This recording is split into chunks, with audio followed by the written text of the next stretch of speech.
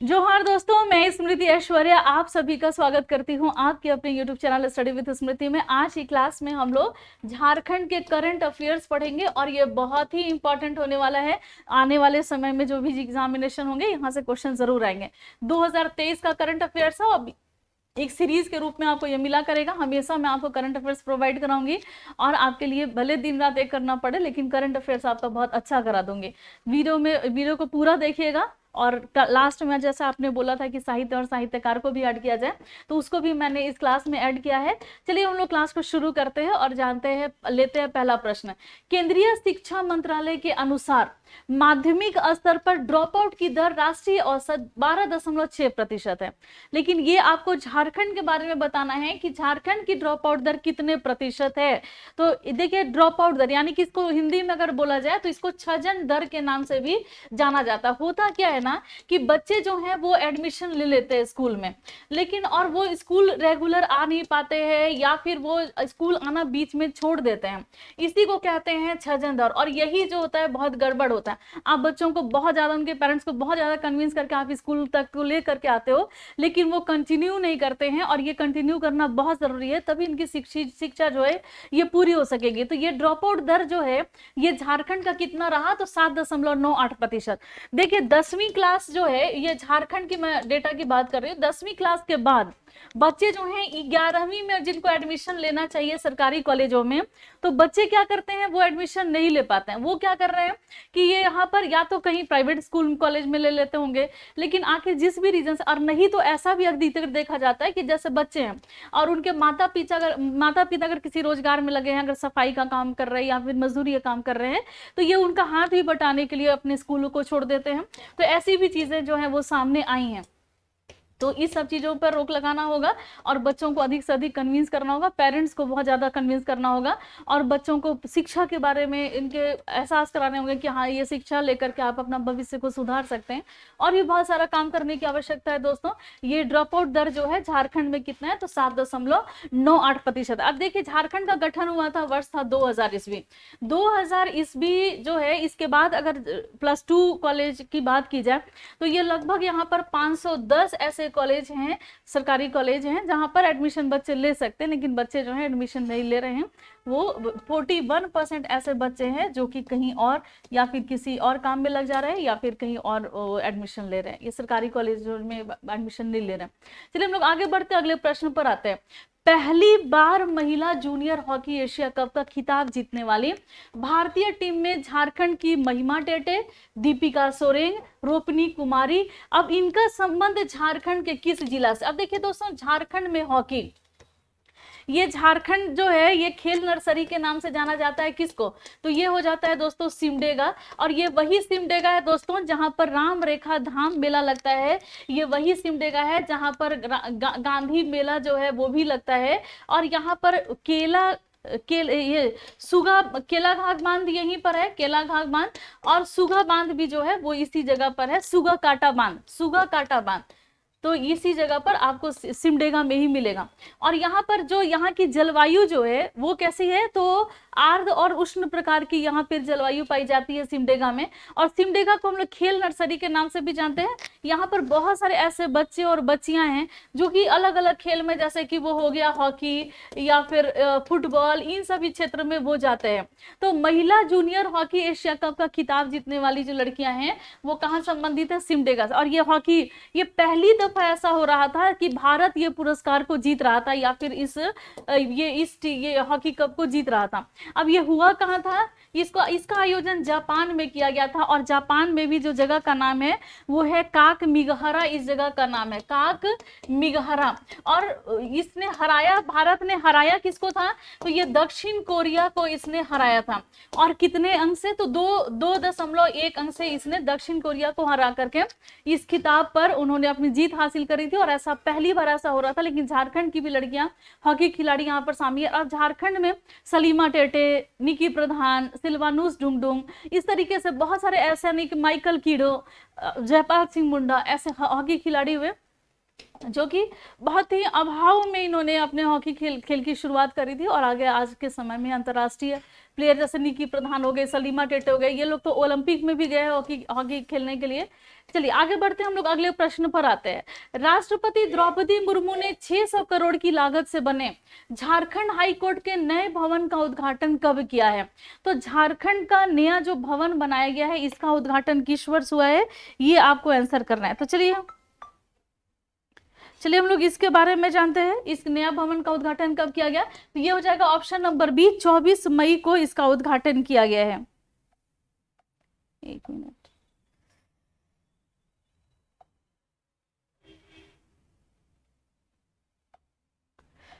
24 मई को। अब ये हाईकोर्ट बनाया गया कहां पर? तो रांची में। और ये जो हाईकोर्ट सब मतलब अगर आपसे प्रश्न पूछा जाए कि हाईकोर्ट की स्थापना, झारखंड हाईकोर्ट की स्थापना कब हुई थी, तो इसका आंसर हो जाएगा देखो दोस्तों 2000 ईस्वी में जब झारखंड का गठन हुआ था, उसी समय में झारखंड हाईकोर्ट जो है इसको बनाया गया था। अभी वर्तमान में यहाँ के मुख्य न्यायाधीश जो है, इनका नाम है संजय कुमार मिश्रा, यहाँ के मुख्य न्यायाधीश हैं। लेकिन इसका नया बिल्डिंग बना हुआ है, इसका नया भवन बना हुआ है, और इसकी लागत लगी है दोस्तों 600 करोड़ रुपए। और नया भवन का जो उद्घाटन किया गया 24 मई 2023 को किया गया। किसके द्वारा किया गया? तो ये द्रौपदी मुर्मू के द्वारा इनका उद्घाटन किया गया। और ये यहाँ पर लगभग 2000 गाड़ियों की पार्किंग आप यहाँ पर कर सकते हैं। और इस जगह पर ये लगभग 72 एकड़ ऐसी भूमि थी जिस जगह पर इसको हाईकोर्ट को बनाया गया। जो भारत का जो सुप्रीम कोर्ट है ना, उससे लगभग 3.5 गुना बड़ा ये हाईकोर्ट है रांची का, जो कि 24 मई 2023 को इसको स्थापित किया गया है। चलिए हम लोग आगे बढ़ते हैं, अगले प्रश्न पर आते हैं। अगला प्रश्न है कि सस्टेनेबल डेवलपमेंट गोल में झारखंड जो है, झारखंड पूरे देश में वो कौन सा स्थान रखता है? अब सस्टेनेबल डेवलपमेंट गोल, अब ये देखिए 2015 का समय है। इस समय में संयुक्त राष्ट्र संघ के जो सदस्य देश हैं, उन्होंने एक एजेंडा तय किया गया और इसमें 17 गोल जो है इसको निर्धारित किया गया। इसी एजेंडा के तहत विकास जो है उसका एक लक्ष्य रखा गया कि हाँ इतना विकास जो हम लोग करना है। अब राज्य स्तरीय भी ये सस्टेनेबल डेवलपमेंट गोल जो है ये जारी होता है।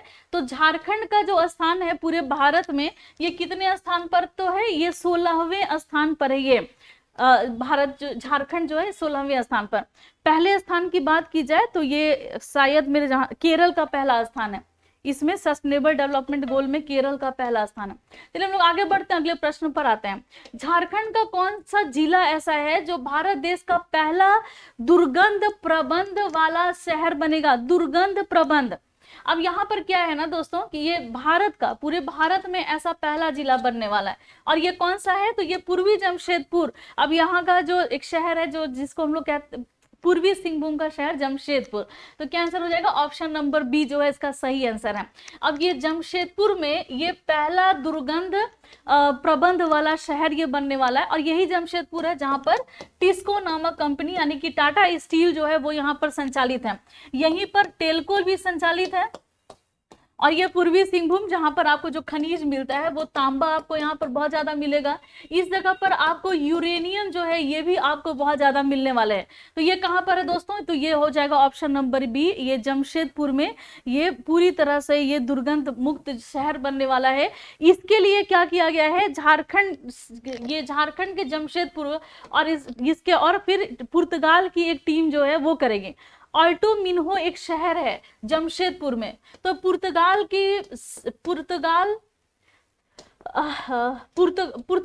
का एक शहर है ऑल्टो मिन्हो, इसका नाम याद रखिएगा आप लोग, ऑल्टो मिन्हो। इसके साथ जो है एमओयू पे साइन किया गया है।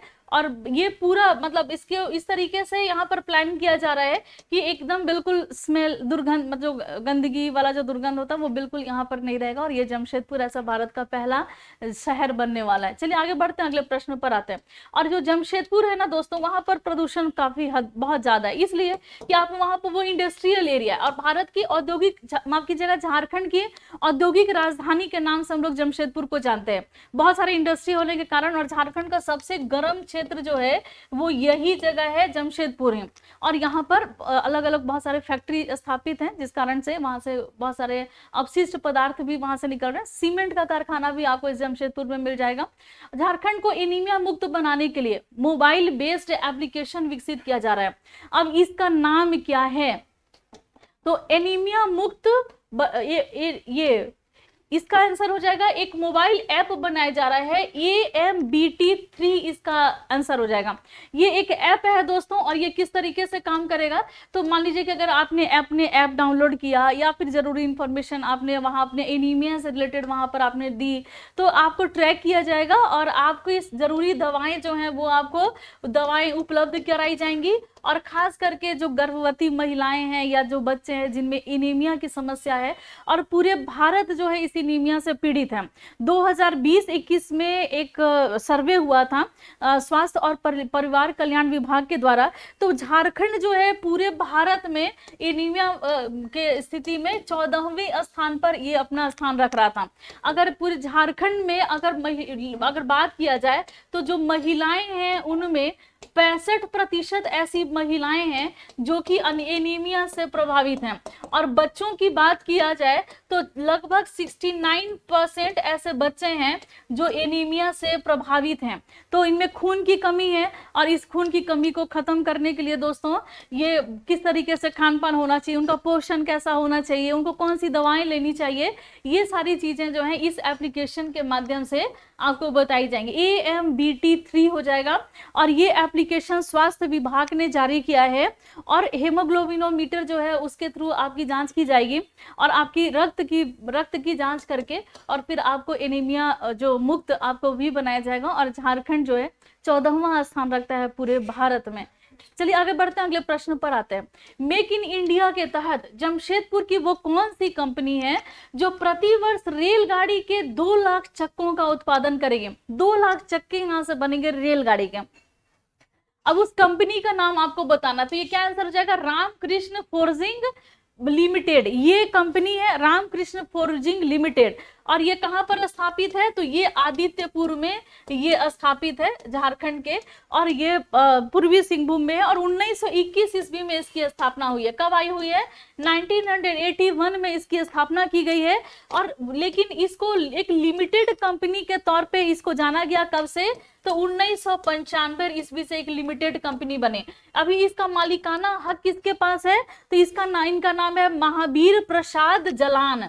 तो ऐसा क्वेश्चन आता है एग्जाम में दोस्तों, महावीर प्रसाद जलान जो हैं वो इनके अभी मालिकाना हक इन्हीं के पास है, जलान के पास। तो ऐसे क्वेश्चन एग्जाम में पहले भी आए हुए हैं और अभी भी आने के चांस है। तो रामकृष्ण फोर्जिंग प्लांट को 2 लाख चक्कों का ये उत्पादन करेगा, और मेक इन इंडिया के तहत। और ये जमशेदपुर में ये कंपनी जो है ये स्थापित है, रामकृष्ण फोर्जिंग लिमिटेड। देखिए टाटा स्टील, इसी को हम लोग पहले टिस्को के नाम से जानते थे। इसकी स्थापना हुई है कब? 1907 ईस्वी में। टेल्को जो है इसकी स्थापना हुई है 1948 ईस्वी में। आपको बताना है कि ग्रीनरिच बिल्डर्स जो कंपनी है ये आखिर झारखंड में किस जगह पर है? चलिए आगे बढ़ते हैं, अगले प्रश्न पर आते हैं। 2022-23 के आर्थिक सर्वेक्षण रिपोर्ट के अनुसार राज्य में गरीबी का प्रतिशत गिरकर कितना हो गया? झारखंड में गरीबी है लेकिन उसकी प्रतिशत गिरी है दोस्तों। गरीबों की प्रतिशत बढ़नी नहीं चाहिए। अगर गिरी है तो बहुत ही अच्छी बात है, गरीबों की संख्या जो है वो कम हुई है, और यहाँ पर प्रतिशत गिर गया है। अगर 2022-23 के आर्थिक सर्वेक्षण की रिपोर्ट की बात की जाए तो कितना हो जाएगा? तो आंसर हो जाएगा ऑप्शन नंबर सी, 36.6% ये हो गया। देखिए दोस्तों, बहुआयामी गरीबी का ये प्रतिशत है। अब झारखंड में अगर ग्रामीण प्रतिशत देखा जाए अगर गरीबों की, तो गरीबों की ग्रामीण प्रतिशत है 42.2%। यहाँ पर जो ग्रामीण है वो गरीब है। अगर शहरी गरीबी की बात की जाए, शहरों में गरीबी का, तो लगभग 11.1% यहाँ पर शहरों में लोग गरीब हैं। तो ये गरीबी का प्रतिशत है 2022 और 23 के आंकड़ों के अनुसार।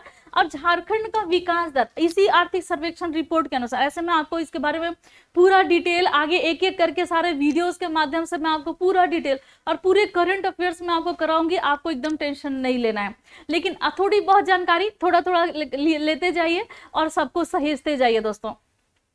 विकास दर 2023-24 में कितना रहने का लक्ष्य रखा गया, ये भी प्रश्न आपसे पूछा जाता है।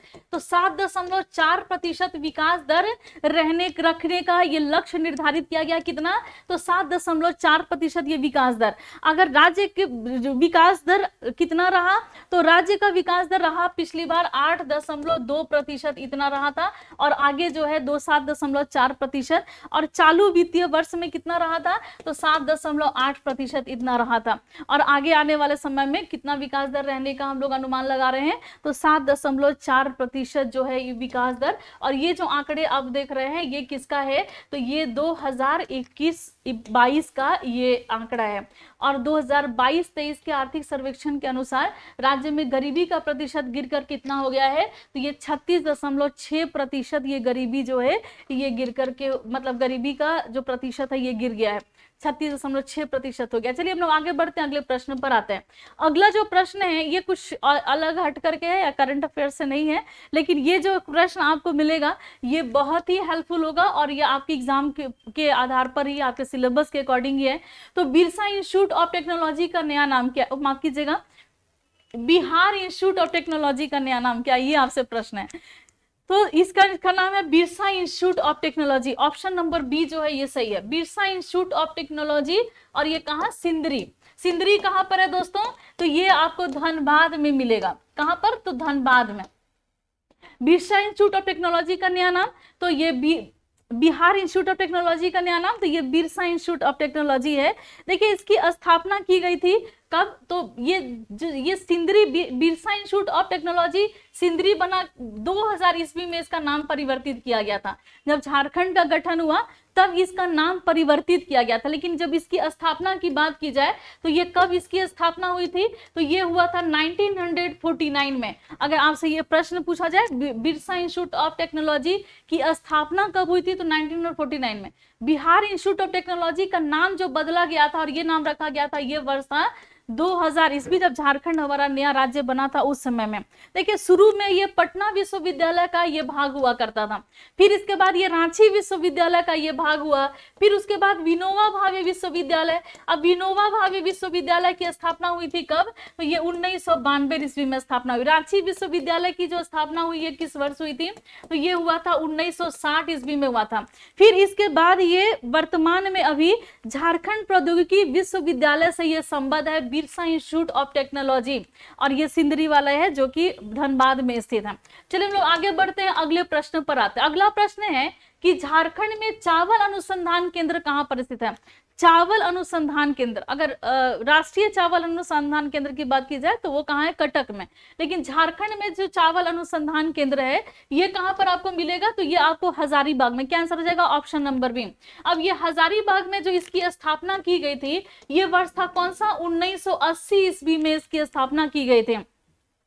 अब करना क्या था इनको, तो अब देखिए झारखंड हमारा कैसा जगह है, तो ये हमारा पठारी जगह है, ऊंची नीची भूमि है, और हम लोग कृषि के लिए किस चीज पर आधारित हैं, तो मानसून पर हम लोग आधारित हैं। अगर वर्षा अच्छी होती है तो हमारे वहाँ कृषि अच्छी होती है, अगर वर्षा नहीं हुई तो कृषि बहुत अच्छी नहीं हुई। तो इसके लिए ये अनुसंधान संस्थान क्या करेगी कि यहाँ पर एक इस तरीके के स्थानीय प्रजाति को डेवलप करेगी धान की, जो कि ज्यादा हमारे वहाँ के क्लाइमेट को ध्यान में रख करके, हमारे यहाँ की वर्षा को आधार में रख करके, हमारी वहाँ की मिट्टियों को आधार में रख करके इस तरीके से ये डेवलप किया जाएगा धान के अलग अलग बीजों का, और उसके आधार पर यहाँ पर कृषि जो है वो की जाएगी। और फिर साथ ही साथ दोस्तों फसल चक्र जो है, फसल चक्र का भी ध्यान रखना है, और स्थानीय प्रजाति को विकसित करना है, और उत्पादन को बढ़ाने पर इसका फोकस होगा कि ज्यादा से ज्यादा उत्पादन हो यहाँ पर ये अन्न का।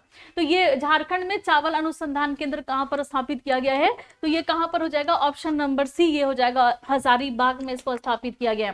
चलिए हम लोग आगे बढ़ते हैं, अगले प्रश्न पर है रांची संग्रहालय की स्थापना कब हुई थी दोस्तों। देखिए दोस्तों यहाँ पर 74 होगा, इसको सही कर लीजिए, 1974। अगर मान लीजिए कि ऑप्शन में कहीं पर 1972 देता है ना दोस्तों, तो ये वहां भी सही होगा, लेकिन क्योंकि ये खोल दिया गया था कि लोगों के लिए, आम लोगों के लिए। कब? 1974 ईस्वी में। तो रांची संग्रहालय जो है 1974 ईस्वी में, या फिर अगर 1972 ऑप्शन दिया रहा है तो वो भी सही है। देखिए इसको क्लियर हो लीजिएगा, ऐसे दो जगह अलग अलग जगहों पर अलग अलग वर्ष जो है ये मेंशन किया हुआ है, तो 1974 या 1972। यहाँ पर मैंने 1972 लिखा क्योंकि स्थापना की बात की जा रही है और लोगों के द्वारा के लिए खोला गया, पूरे ओपन किया गया था 1974 ईस्वी में। ये रांची संग्रहालय रांची में है दोस्तों। यहाँ पर हमें अलग अलग जो ऐतिहासिक महत्व की चीजें हैं उसको भी रखा गया है। बाइबल की संथाली में, अब देखिए ये बाइबल वाला जो अनुवाद है, संथाली में अनुवाद या फिर अलग अलग भाषाओं में जो बाइबल का अनुवाद किया गया था, ये किनके किनके द्वारा? सीमा दी ये फोन देखिए ना, बहुत सारा फोन आ रहा है, चेक कीजिए। बाइबल का संथाली में अनुवाद किसने किया था? तो ये प्रश्न आपका है। तो संथाल के देव, ये क्या हो जाएगा? ये option number D, Reverend Canon Cole. फिर हमको दे दीजिएगा सीमा दी, फिर दे दीजिएगा इसको। रेवरेंड ये इनका नाम है कैनोन कोल। इन्होंने बाइबल का संथाली में अनुवाद किया है। ऑप्शन डी जो है इसका सही आंसर है। चलिए आगे बढ़ते हैं, अगले प्रश्न पर आते हैं। बाइबल का मुंडारी में अनुवाद किसने किया था? तो बाइबल, सीमा दी दीजिए, फोन दीजिए। तो बाइबल का मुंडारी में अनुवाद किया था ए नॉटरेट ने। देखिए संथाल जनजातियों की जो भाषा होती है वो होती है संथाली, मुंडा जनजाति की भाषा होती है ये होती है मुंडारी। और लेकिन और ये जो दोनों ही भाषा जो है ये अग्नेय भाषा समूह के अंतर्गत ये आता है। संथाल की जो लिपि होती है इसको कहते हैं ओल्ड चिकी लिपि, जो है इनकी लिपि होती है। और यहाँ पर और झारखंड की एकमात्र ऐसी ये क्षेत्रीय भाषा जिसको कि 8वीं अनुसूची में शामिल किया गया है, और ये होता है दोस्तों संथाली। तो बाइबल का जो संथाली में अनुवाद किया गया ये किसके द्वारा किया गया? तो रेवरेंड कैनोन कोल के द्वारा किया गया था। अब बाइबल का मुंडारी में अनुवाद किया गया था ए नॉटरेट के द्वारा, इसका अनुवाद किया गया था। बाइबल का कुडुक में, अब देखिए कुडुक किसकी भाषा होती है? तो ये कुडुक उरांव जनजाति की भाषा है, और झारखंड में उरांव की संख्या दूसरे स्थानों पर आती है, और ये बहुत पढ़े लिखे ये समुदाय होते हैं ये उरांव। और झारखंड में इनका संकेंद्रण कहाँ पर है? तो जब आप रांची आएंगे तो वहां पर आपको ये उरांव मिलेंगे। तो जो बाइबल है उसका कुडुक में जो अनुवाद किया गया वो किनके द्वारा किया गया था? तो इसका आंसर हो जाएगा रेवरेंड फाइयन ने इसका अनुवाद किया था। तो ऑप्शन नंबर सी जो है ये बिल्कुल सही आंसर है। क्या हो जाएगा? ऑप्शन नंबर सी इसका सही आंसर है। चलिए हम लोग आगे बढ़ते हैं, अगले प्रश्न पर आते हैं। अगला प्रश्न है कि बाइबल का नागपुरी में अनुवाद किसने किया था? एक मिनट मैं फोन बंद कर दूं, इतना कॉल आ रहा है ना। बाइबल का नागपुरी में अनुवाद, नागपुरी देखिए एक ऐसी भाषा है, तो ये ऐसा माना जाता है नागपुरी को कि ये भोजपुरी से निकली हुई ये भाषा है। किससे? भोजपुरी से। कुछ ऐसे विद्वान हैं जो मानते हैं, कुछ ऐसे विद्वानों का मानना है जो कि मानते हैं कि वो मागधी भाषा या मगधी भाषा से ये निकली हुई भाषा है, ये होती है नागपुरी। और झारखंड में नागपुरी जो है ये दक्षिणी छोटा नागपुर प्रमंडल में ये ज्यादातर ये बोली जाती भाषा है, और रांची में भी ज्यादातर नागपुरी भाषा जो है ये बोली जाती है। तो बाइबल का नागपुरी में अनुवाद किसने किया था? तो इसका आंसर हो जाएगा कौन सा? पी इड्रनेस ने इनका अनुवाद किया था। चलिए आगे बढ़ते हैं, अगले प्रश्न पर आते हैं। बाइबल का हिंदी में अनुवाद किसने किया था? देखिए बाइबल को हिंदी में अनुवाद किया गया था किसके द्वारा? तो फादर कामिल बुल्के जो हैं इन्होंने इसका अनुवाद किया था। अब फादर कामिल बुल्के, अब इनको ये बेल्जियम के थे दोस्तों। कहाँ से थे? तो फादर कामिल बुल्के ये बेल्जियम के निवासी थे, और लेकिन वो भारत में इनका जो कार्यस्थल मतलब जहाँ ये भारतीय मतलब भारत ही इनका जगह था जहाँ पर ये इन्होंने बहुत सारी अलग अलग भाषाओं को सीखा है। और झारखंड की राजधानी रांची में एक स्कूल है दोस्तों, सेंट जेवियर स्कूल, और ये सेंट जेवियर स्कूल में 1950 ईस्वी में ये 1950 ईस्वी में सेंट जेवियर स्कूल में ये हिंदी और संस्कृत के विभागाध्यक्ष भी इनको बनाया गया था। इनको बहुत सारे सम्मान भी प्राप्त हैं, पद्म भूषण, पद्मश्री, भारत रत्न, ये ऐसे सम्मान से इनको सम्मानित किया जा चुका है पहले से ही। तो फादर कामिल बुल्के इन्होंने बाइबल को किस में अनुवाद किया? तो हिंदी में अनुवाद किया, क्योंकि इनकी कर्मस्थली झारखंड रही है और झारखंड में ये इन्होंने जब ये हजारीबाग में आए थे तो बद्रीदत्त शास्त्री से इन्होंने हिंदी और संस्कृत की इन्होंने शिक्षा ली थी। ये वर्ष था 1938 ईस्वी, और 1935 के आसपास इनका आगमन भारत में हुआ था 1935 में, और 38 में इन्होंने हिंदी और संस्कृत सीखना शुरू कर लिया था। और इनके जो गुरुजी थे वो कौन थे, तो बद्रीनाथ शास्त्री इनके गुरुजी थे। पहला मुंडारी व्याकरण किसने लिखा था, ये आपको आंसर करना है। तो पहला मुंडारी व्याकरण की रचना की गई थी किसके द्वारा, फादर नॉटरेट ने पहला मुंडारी व्याकरण की रचना की थी। अगला प्रश्न है कि घर बंधु पत्रिका कब आरंभ हुआ। देखिए दोस्तों, घर बंधु पत्रिका इसका आरंभ हुआ था 1872 के आसपास। दोस्तों वर्ष था कौन सा, 1872। यहाँ पर ऑप्शंस नहीं है, नहीं, देखिए ये इसको सही कर लेंगे, आपको जो पीडीएफ जाएगा तो उसमें ये सही करके जाएगा। 1872 में बिहार झारखंड उस समय में एक हुआ करता था, उसी समय में जो घर बंधु पत्रिका है ये निकाली गई थी। और इसका मैं थोड़ा आपको इतिहास बता दूं, जो जीईएल चर्च है, जीईएल चर्च जो है ये 1845 ईस्वी में जो पहला ईसाई मिशनरियों का आगमन हुआ झारखंड में। अब इन्होंने ये गॉसनर मिशन जो थी उनका आगमन हुआ था, और ये जीईएल चर्च जो है इन्हीं का है, इन्हीं से संबंधित है, इसी मिशन से संबंधित है।